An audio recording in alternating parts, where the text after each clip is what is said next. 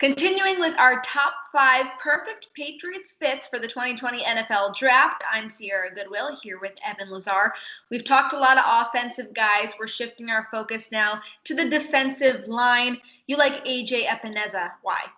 Just a perfect fit here. It almost makes too much sense to the Patriots that it probably won't happen as a result of that. This is a guy that's a plug-and-play starter on their defensive line and plays the position of defensive end like a Patriot. 6'5", 34-inch arms, has tremendous length and upper body power to two-gap and really just lock out and post up at the point of attack. Not going to necessarily penetrate, not going to be an upfield guy, but he's just going to hold up blockers, and he's going to read and react off the block and go and get the ball carrier. As a pass rusher, a very disciplined rusher, one move and go. We're not going to sit here dancing. We're not going to run past the quarterback like Bill Belichick hates. We're just going to push the pocket with power. We have the long arms to lock guys out and use a little pin-pull action, right? You push them out, you pull them back towards you, go right around them.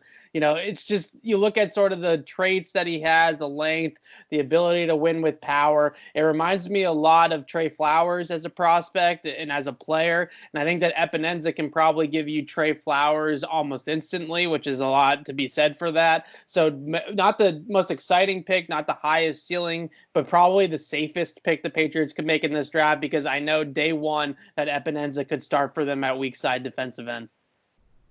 And in your latest mock draft, your final mock draft, you can find on our website at CLNSmedia.com. You actually have the Patriots using their first pick on this guy. So you clearly, you also mentioned that you hope that they pick an offensive player with their first round pick. You think that this just makes so much sense that Epenesa should be a Patriot.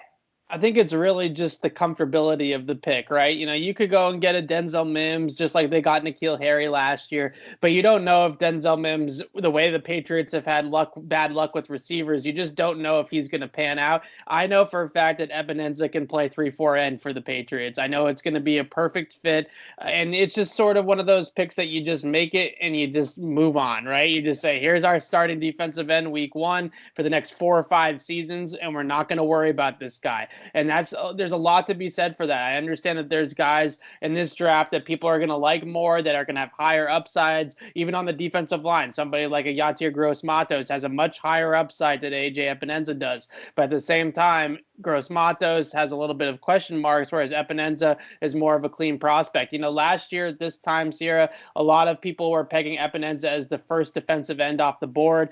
As modest season, he still had 10 sacks, but it wasn't his best year last year, mixed in with a bad combine. Now he's going end of first round instead of beginning of first round. So the Patriots are going to look at this guy and say, I bet you on their board, he's going to be like a top 15 or 20 talent that they're going to be able to get at 23 or later, just because other teams are going to prioritize other traits that are more important with athletic upside earlier on in the draft. For all of our draft content, including the rest of our top 5 perfect Patriot fits, head to our website at CLNSmedia.com and subscribe to our YouTube channel at Patriots Press Pass.